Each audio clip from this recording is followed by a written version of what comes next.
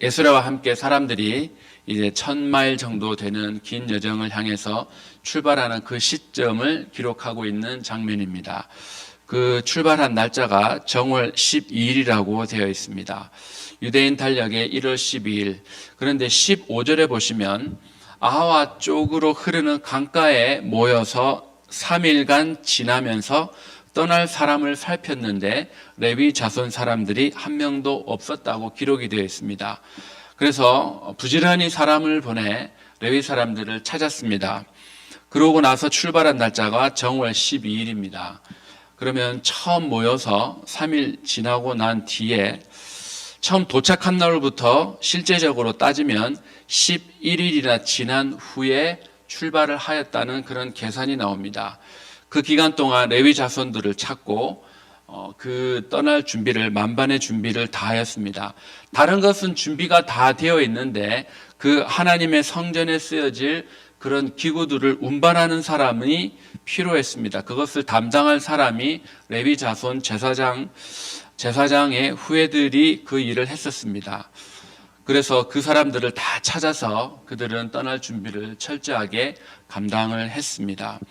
그렇게 출발하고 난 뒤에 거의 4개월이라는 시간에 걸려 1000마일을 가서 그들은 무사히 도착했습니다.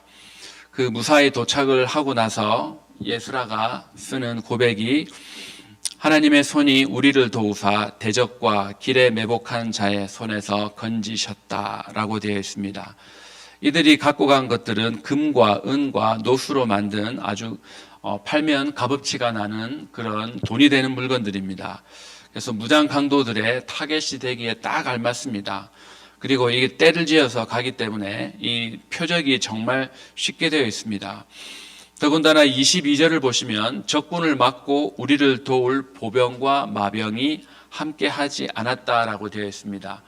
지금 그 함께 할 수 있는데 그 나라에서 주는 나라에서 보내는 군인들을 데리고 갈 수가 있었습니다. 그러나 그들을 거부합니다.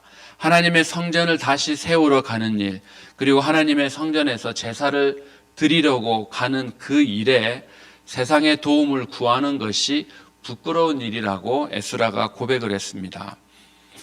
오직 하나님만 의지할 것을 그는 결심하고 이 어려움들을 하나님께서 도와주실 거라는 믿음을 가지고 그는 출발합니다.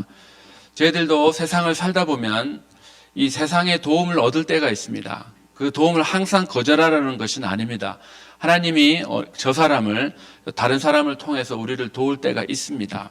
그런데 지금 이 내 일을 하는 것이 아니라 하나님의 일, 그것도 성전을 다시 재건하는 것과 성전에서 이 제사를 드리는 일에, 즉 예배와 직접적으로 연관되어 있는 일을 하고 있습니다. 이런 일을 할 때 저희들이 세상의 도움과 세상의 가치관으로, 세상의 유행으로 접근할 것인가, 아니면 성경에 기록된 대로 성경의 근거에서 접근할 것인가. 목회를 하다 보면, 그리고 신앙생활을 하다 보면 타협할 것이 있고 타협해서는 안 되는 것이 있습니다. 그리고 양보해야 될 것이 있고, 이거는 절대 양보할 수 없다라는 것이 있습니다. 그것이 바로 예배와 관련된 것입니다. 특별히 옛날에 수십 년 전만들 해도 이 주일 성수, 특별히 믿음의 선배들은 주일 성수에 목숨을 걸었습니다. 왜냐 그러면 예배와 관련이 있기 때문입니다. 그런데 요즘은 이 주일 성수 개념이 이전보다 많이 약해졌습니다. 특별히 코로나 시대를 지나면서 더더욱 약해졌습니다. 내가 선호하는 예배, 내가 듣고 싶어 하는 설교, 내가 좋아하는 스타일의 찬양, 전부 중심이 누구입니까? 나입니다. 내가 좋아하는, 내가 듣고 싶어 하는 내 스타일의 찬양. 하나님이 나에게서 무엇을 원하시는가? 여기에 우리가 힘을 기울여야 하지 않겠습니까? 예배를 받으시는 분이 하나님인데 그분이 기뻐 받으시는 제사와 예배가 있는데 우리들은 그것보다 철저하게 언제부터인지 모르지만 내가 좋아하는 스타일, 내가 좋아하는 전부 내가가 중심이 되어 있습니다. 하나님을 섬긴다고 하면서도 저희들 속에 얼마나 나의 악한 모습이 들어가 있는지, 내 중심으로 살아가고 있는지 저희들 알 수 있는 대목입니다.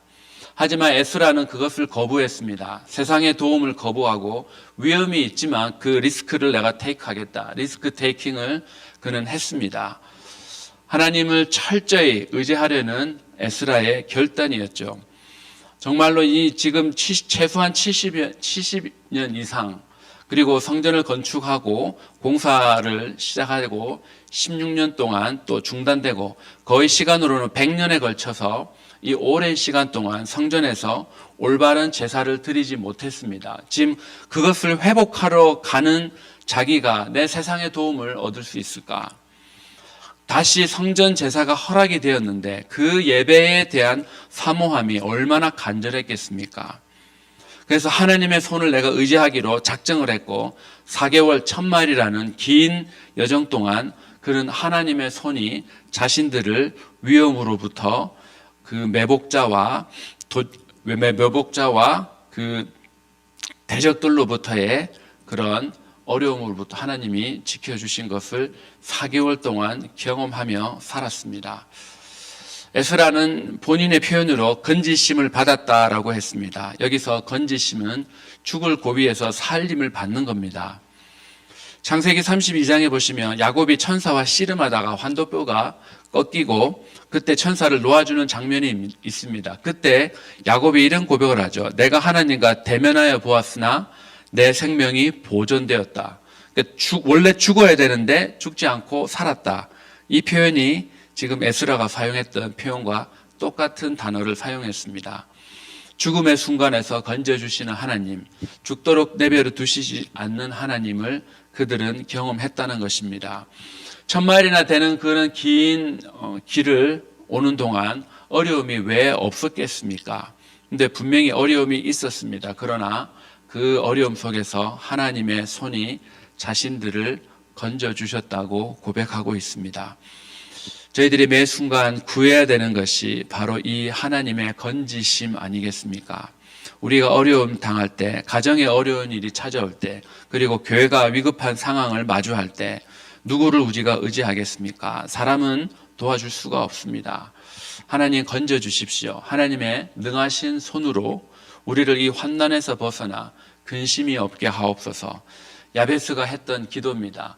그 어떤 어려운 상황에 있었는지 저희들은 알지는 모르지만 야베스는 그 어려운 환난에서 벗어나 근심이 없게 해달라고 했으며 또한 자신의 지경이 넓혀지게 해달라고 그렇게 그는 기도를 했습니다.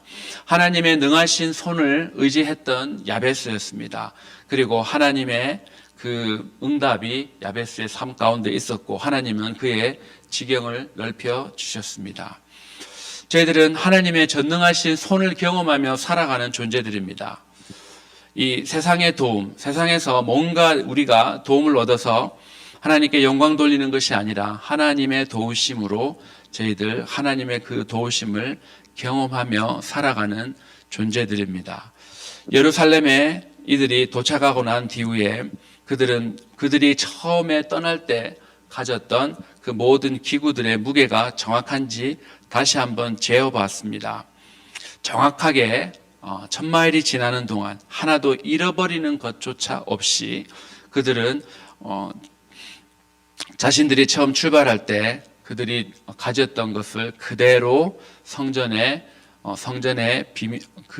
비밀한 방에 모든 물건들을 다 무사히 그들은 둘 수 있었습니다.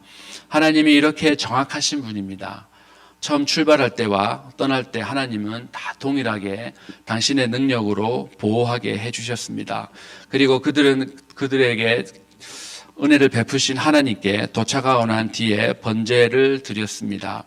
그런데 앞장에도 처음 1차 포로 귀환했을 때 그들이 번제를 드렸던 것 마찬가지로 지금 2차 귀환 후에 번제를 드리는 것을 보면 솔로몬이 드렸던 그런 예물과 그 엄청난 물량의 예물과는 차이가 있는 것을 볼 수 있습니다. 그러나 하나님이 우리에게 받기 원하시는 예배는 많은 예물을 드리는 것이 아니라 내가 얼마큼 간절함으로 내가 어떤 마음으로 주님 앞에 예배를 드리느냐. 본당에 아무도 없이 저 혼자 할 때나 아니면 본당을 가득 채우고서 예배를 드릴 때나 사람이 많으면 기분이 좋고 아무도 없으면 이렇게 다운되는 그런 예배가 아니라 이 예배를 받으시는 하나님을 바라보고 그 하나님께 대한 헌신의 의미로 번제를 드렸던 이 사람들이었습니다. 저희들의 삶 가운데도 우리의 예배 가운데도 하나님 한 분만 바라보며 저희들 언제나 주님께 영광 돌리는 예배를 드리는 예배자로 살아가기를 주의 이름으로 축원합니다. 같이 한번 결단하는 기도